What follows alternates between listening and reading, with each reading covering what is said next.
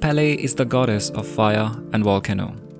Hawaiian legends described her as she who shapes the land. She was one of the 6 daughters and 7 sons of a female spirit, Haumea and Milohai.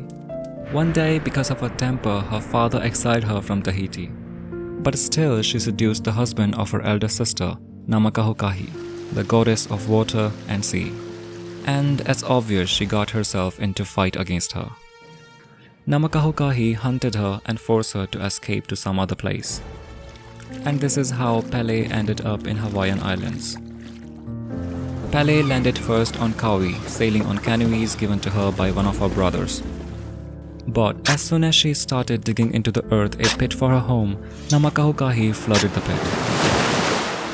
Pele had to move down the chain of islands, but Namakahokahi would flood all the pits she dug.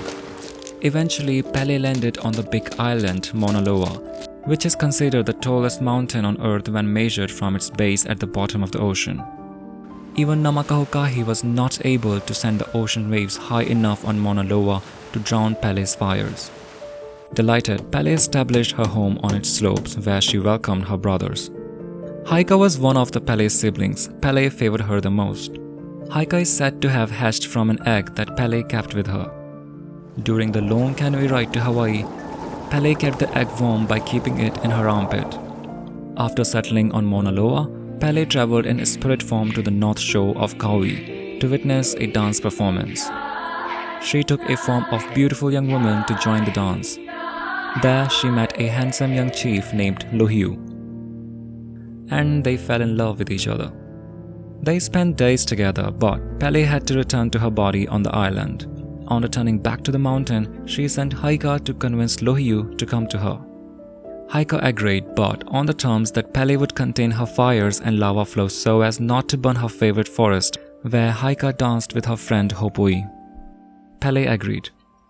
On reaching Kauai, Haika found that Lohiu had died of grief after Pele disappeared, but Haika, being the goddess, was able to restore his spirit to his body, bringing him back to life. Together, they began the journey to the big island. But there was a problem. Pele had gone suspicious because 40 days had passed since Haika had left. Pele believed that she had been betrayed. She couldn't control her anger, so she sent a flood of lava into Haika's forest. Poor Hopoi was there waiting for Haika for dance. Unfortunately, he couldn't escape the lava. When Haika saw the burnt forest and her dancing friend dead, she lost her temper and made love with Lohiu in front of Pele. In retribution, Pele set loose another stream of lava which killed the mortal Lohiu, crushing him under the fire and crater. Haika, being a goddess, wasn't harmed a bit. Haika dug furiously to recover the body, but his spirit had left. However, her another brother, Kane Milohai, reached out and caught Lohiu's spirit when he saw it floating past his canoe. Lohiu's spirit was restored to his body, and once again, the chief was brought back to life.